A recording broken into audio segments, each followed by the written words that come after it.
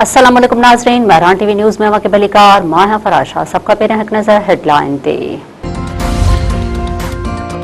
America Iran ऐं Oman आबनाई हुरम्स खोलण ते आरज़ी मुआहिदे जे वेझो पहुची विया। अमेरिका तरफ़ां आबनाई हुरम्स ते आरज़ी मुआहिदे बाबति अॼु ऐलान जो इम्कान। उत्तर वारे रस्ते ते ईरान ऐं ॾखण वारे रस्ते ते ओमान जो कंट्रोल हूंदो।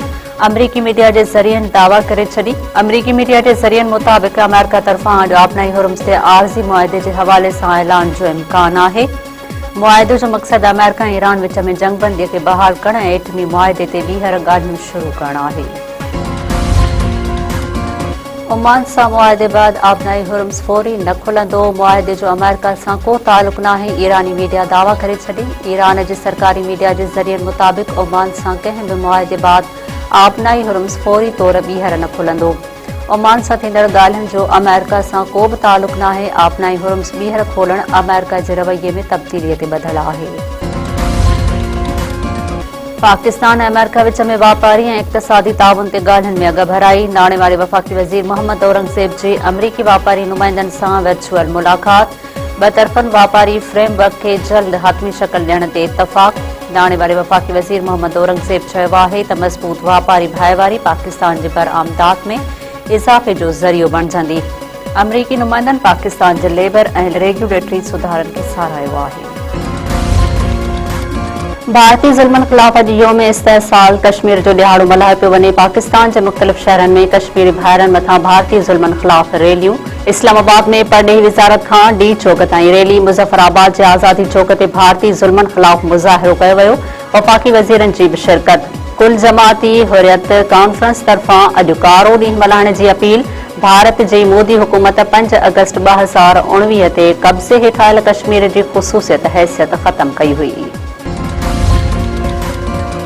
सदर आसिफ अली ज़रदारी ऐं वज़ीर आज़म शहबाज शरीफ़ पारां हक़ ख़ुददारियत लाइ जिदोजहद कंदड़ कश्मीरियुनि खे ख़राज तहसीन पेश। सदर आसिफ अली ज़रदारी चयो आहे त ॾखण एशिया में पायदार अमुन कश्मीर मसइले जे हल सां जुड़ियल आहे। भारतीय क़दम तकरार जे क़ानूनी हैसियत तब्दील नथा करे सघनि। वज़ीर आज़म शहबाज शरीफ़ जो चवणु आहे त भारतीय क़दमनि रियासती जबर में इज़ाफ़ो ऐं बुनियादी आज़ादीअ खे महदूद कयो आहे। फील्ड मार्शल आसिम मुनीर समेत आला अस्करी क़यादत पारां बि यौम इस्तेहसाल कश्मीर जे ॾींहं ते कश्मीरी अवाम सां यकजहतीअ जो इज़हार। मुल्क समेत सिंध जे मुख़्तलिफ़ शहरनि में बि यौम इस्तेहसाल कश्मीर जे मौक़े ते रैलियूं ऐं तक़रीबूं। हैदराबाद में कश्मीर मथां भारतीय ज़ुल्मनि ख़िलाफ़ रैली कढी वई। मीरपुर ख़ास में ज़िले इंतज़ामिया पारां कमिश्नर ऑफिस में क़ौमी झंडो फरकायो वियो। तक़रीब में divisional commissioner, DIG police, deputy commissioner, mayor ऐं ॿियनि जी शिरकत। बदीन में बि कश्मीरी भाइरनि सां इज़हार यकजहतीअ लाइ जिमखाना में तक़रीब मुनक़िद। कंदकोट में ज़िले इंतज़ामिया ऐं लाॻापियल इदारनि पारां कश्मीरी भाइरनि सां इज़हार लाइ रैली कढी वई। जेकबाबाद, ख़ैरपुर, शिकारपुर, लाड़काणो, घोटकी, दादो में बि रैलियूं कढियूं वयूं। उमरकोट, मिठी, सांगर, टंडो अलाहिया, टंडो मोहम्मद खान, मटियारी, जामशोरे में बि रैलियूं। कश्मीर मथां भारतीय ज़ुल्मनि जी मज़म्मत। FBR बिजली जी फी यूनिट ते 5 रुपया सेल्स टैक्स लॻाए छॾियो। ऑर्डर जारी। Federal board of revenue steel sector जे 100 खां वधीक मैन्युफैक्चरर्स, मेल्टर्स, री रूल्स ऐं कंपोजिट यूनिट्स जे इस्तेमाल ते 5 रुपया फी यूनिट जे हिसाब सां सेल्स टैक्स लॻाए छॾियो। जारी कयल ऑर्डर 4 अगस्त 2026 जे नोटिफिकेशन तहत लागू थी वेंदो। वॾे वज़ीर सईद मुराद अली शाह पोरियतनि जी उजरत में 7.5% इज़ाफ़े जी मंज़ूरी ॾेई छॾी। पोरियतनि जी घटि में घटि उजरत 40,000 मां वधाए 43,000 रुपया मुक़ररु करण जी मंज़ूरी। वॾे वज़ीर सईद मुराद अली शाह जी सदारत हेठि सिंध काबीना जो इजलास। तर्ज़ हुक्मरानी, तालीम, सिहत ऐं माशी सुधारनि ते गौर वीचार। सिंध में ऑफ बोर्ड ऐं तबाहशुदा गाॾियुनि जी री रजिस्ट्रेशन पॉलिसी जी मंज़ूरी। सिंध काबीना मोटर डीलर्स लाइ होल्डिंग पीरियड रिलीफ मंज़ूर करे वरितो। डीलर गाॾियूं 12 महीननि ताईं बिना रजिस्ट्रेशन ताईं रखी सघनि था। घरू वज़ीर इजलास खे ॿुधायो आहे त इस्लामाबाद ट्रैफ़िक जी रवानीअ लाइ 2 नवां अंडरपास थींदा।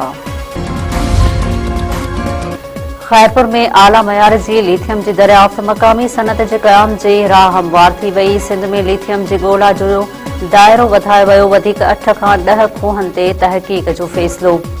OGDCL ऐं Pakistan institute of nuclear science and technology which में मुआहदे ते सहियूं। मुआहदे जो मक़सद सिंध जे ज़िले खैरपुर में एक खूह मां आला मयार जी लिथियम जी दरियाफ़्त बाद जियोथर्मल नमकियाती पानी मां वापारी पैमाने ते लिथियम कढण जी टेक्नोलॉजी तैयार करणी आहे। कुंभ मां औरत जो लाश मिलियो। अली बहरवाह मां हथ आयल लाश जी सुञाणप न थी सघी। पुलिस लाश कोटी जी अस्पताल मुंतकिल कराइण बाद जांच शुरू करे छॾी। घोटकीअ में रेलवे ट्रैक लॻ अणसुञातल शख़्स जो लाश हथ ज़रूरी कार्रवाई लाइ तालका अस्पताल मुंतकिल। पुलिस जो चवणु आहे त ख़दशो आहे त फोत थियल शख़्स कंहिं ट्रेन मां किरण सबबि फोत थियो आहे, जंहिंजी जांच जारी। जाम शोरो वेझो कराची वाह में ट्रिपोड़ी आपघात कंदड़ नौजवान जो लाश हथ ॻोठ अब्दुल्ला चावड़ो वासे नौजवान अमजद फहीम जो मक़ामी टोबन कराची वाह मां लाश हथ कयो। नौजवान जो लाश सिविल अस्पताल मुंतकिल। ज़रूरी कार्रवाई बाद लाश वारसनि हवाले।